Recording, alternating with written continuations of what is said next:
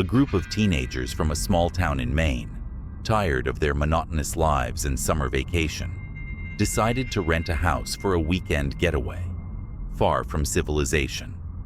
The idea was simple: to spend the weekend in nature, take walks in the forest, sit by the campfire, and most importantly, enjoy the quiet and solitude away from the noise of the city.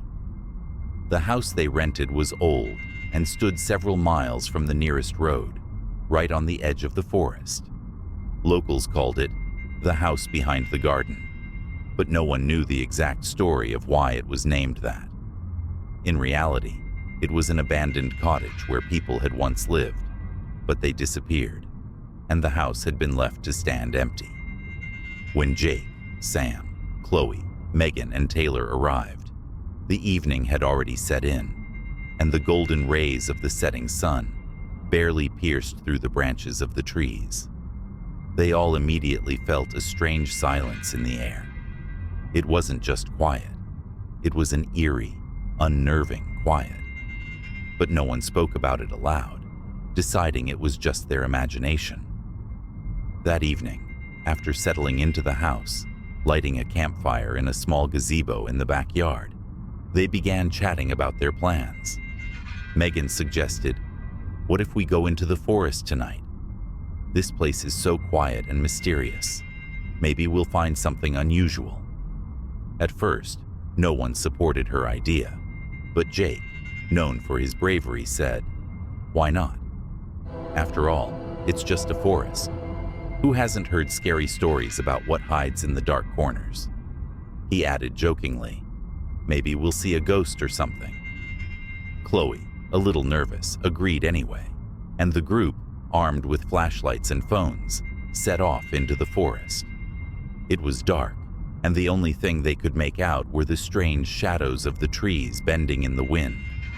Everything still seemed normal, and the teenagers were laughing and sharing ghost stories until they ventured further into the forest. The deeper they went, the colder it got. Chloe, just in case, kept glancing back, but saw nothing unusual. Suddenly, Taylor stopped and listened carefully. "Do you hear that?" he asked. Everyone froze, and that's when they all felt it. Something wasn't right.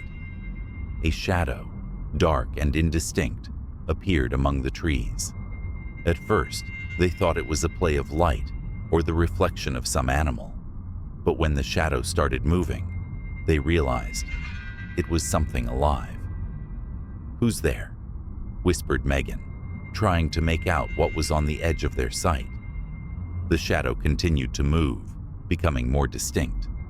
It was a figure, tall and dark, with no discernible features. It moved quickly, almost silently, as though it wasn't touching the ground. And then they understood. It wasn't some kind of animal. It was something strange. "Run!" shouted Sam, and they all started to head back, but the figure seemed to be following them. The faster they ran, the closer it got.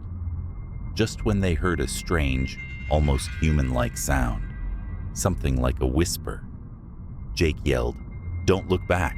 Run!" They all ran, not stopping, but the forest was so dark that they kept losing their bearings. Then suddenly, when they were almost at the edge of the forest, one by one, they started to hear strange voices, as if someone was calling their names. The voices grew louder, and they began to feel the presence of something sinister. "This can't be real," Jake said, trying to calm himself and his friends. But no one could explain what was happening.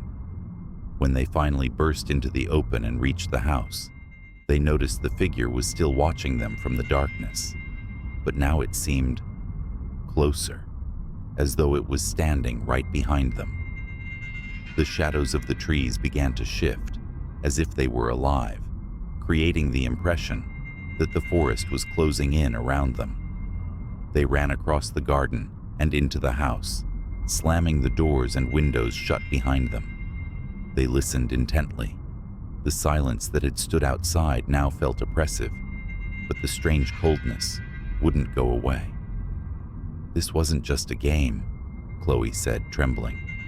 "It was something more," Sam added, his face pale. They stayed in the house until dawn, and when the first rays of sunlight pierced through the windows, they finally started to relax. But one question remained unanswered. What had they seen in the forest, and would it follow them, even when they went home? The next morning, they discovered that one of the flashlights they had left in the forest had been found on the windowsill, and there were no batteries inside it. But the fact that it was found on their window left no doubt. Something from the forest had been watching them. After that incident, the group never returned to the house behind the garden. However, whenever one of them approached the edge of the forest, they felt as though eyes, dark and empty, like the night they had met, were watching them. The shadow continued to watch, and it was still there, in the forest, at the edge of they.